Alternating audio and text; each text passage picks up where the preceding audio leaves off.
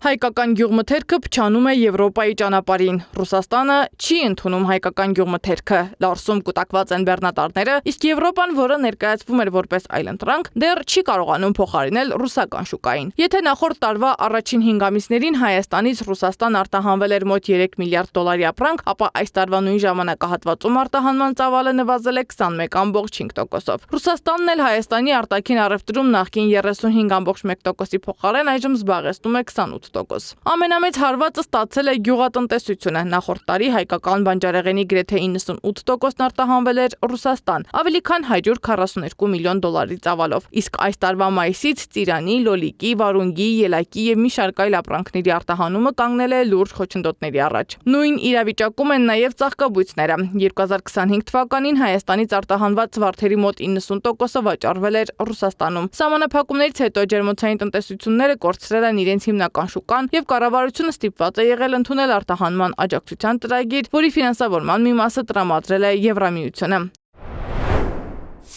Շատ լուրջ խնդիրներ ունի հայ արտահանողը, որովհետև Ռուսաստանի սահմանը փակելուց հետո ինչքան էլ որ իշխանությունը ցույց է տալի, որ այ հաղթանակ մտնում ենք եվրոպական շուկա, իրականում այդպես չի։ Եվրոպական շուկայում վաճառվում է կամ վաճառվել է սարսափելի ցածր թվերով ապրանքատեսակներ, քանակով եւ մի խոսքով այն էլ ինչը որ արտահանվել է պետության կողմից տրվող սուբսիդիայի հաշվին, ինչը կարճաժամկետ հարց լուծող գործառույթ է։ Խնդիրը միայն արտահանման արգելքները չեն։ Նույնիսկ այն բեռները, որոնց արտահանումը չի սահմանափակվել, հաճախ շաբաթներով մնում են ճանապարհին։ Հուլիսի 17-ի դրությամբ Ռուսաստանի տարածքում հերթի մեջ էր հայկական շուրջ 500 բեռնատար։ Միաժամանակ Ստեփան-Տմինդա-Լարս ճանապարհը ժամանակավորապես փակ էր բեռնատարների համար։ Դեպի Եվրոպա արտահանումները նորմալ են ընթանում։ Տենց ինքը տենց արտանում չկա, շատ չնչին, դա բոլոր նախկինում էլ են եղել անցյալ տարիներում, ոչ մի փոփոխությունը, տենց ինչ որ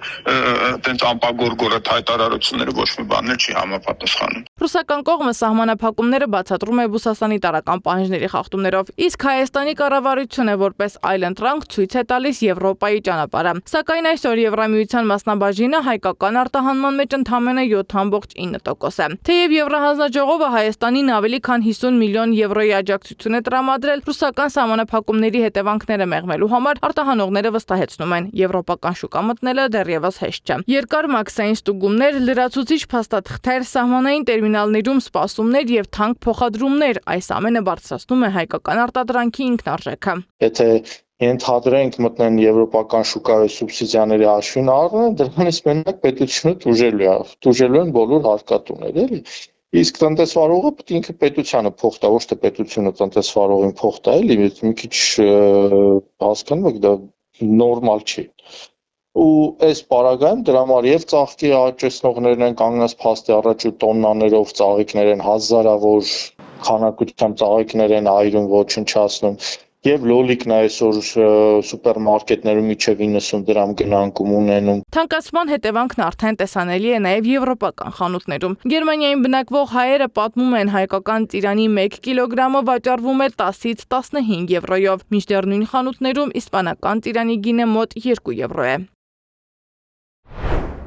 Իսպանական ֆարալյա տեսակի խոշոր ծիրան է մառել 2 կիլոգրամանոց արկղը 3.99 եվրո, այսինքն 1 կիլոգրամը 2 եվրո, ինչը Գերմանիայի համար բավականին էժան է։ Մի քիչ թերահավատորեն էի մոտենում, որովհետև իսպանականն ու իտալականը միշտ անհամեն, բայց այս անգամ իրոք լավն էր։ Հայկականը Գերմանիա հասնում է 1 կիլոգրամը 10-ից 12 եվրոյով, լավագույն դեպքում թող ԵՄ-ի աջակցությամբ կես գնով բերեն, դառնա 5-ից 6 եվրո։ Որպես հայկական ապրանք տեղի հայերով կարող է 1-2 կիլոգրամ առնենք, բայց այլազգիների համար հայկականն ուղղակի մրցունակ չի։ Չգիտեմ ինչ գնով պետք է առնեն տեղում, որ 2-3 եվրո վաճառքի գին ստանանք։